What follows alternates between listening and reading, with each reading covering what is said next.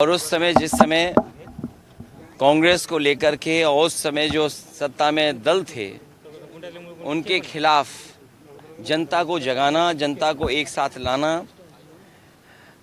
बिजू पटनायक जी का बहुत बड़ा योगदान है।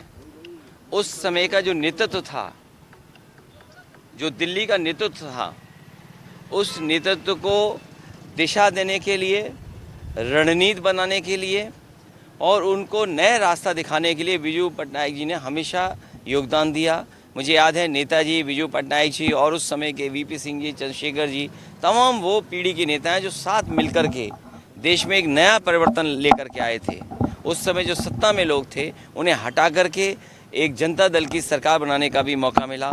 अगर हम बिजू पटनायक जी के जीवन परिचय देखें, उन्होंने अपने जीवन में बहुत बड़े बड़े जोखिम उठाए और उसका परिणाम ये हुआ कि गरीब के सबसे ज़्यादा लोकप्रिय और दिलों में रहने वाले नेता बिजू पटनायक जी रहे।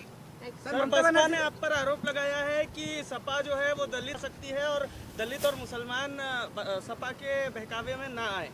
जिस समय भारतीय जनता पार्टी ने 50% से ज़्यादा वोट लेना शुरू किया और मैंने उत्तर प्रदेश में देखा कि 60%, 64% भी वोट पाया।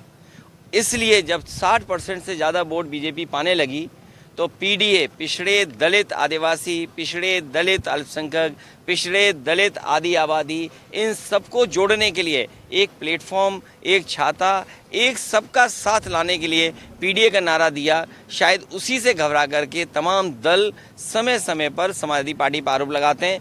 मैं तो चाहूँगा कि पीडीए की लड़ाई में सबको साथ देना चाहिए, क्योंकि बीजेपी सत्ता में और रही तो देश का और समाज का दोनों का नुकसान बड़ा होगा।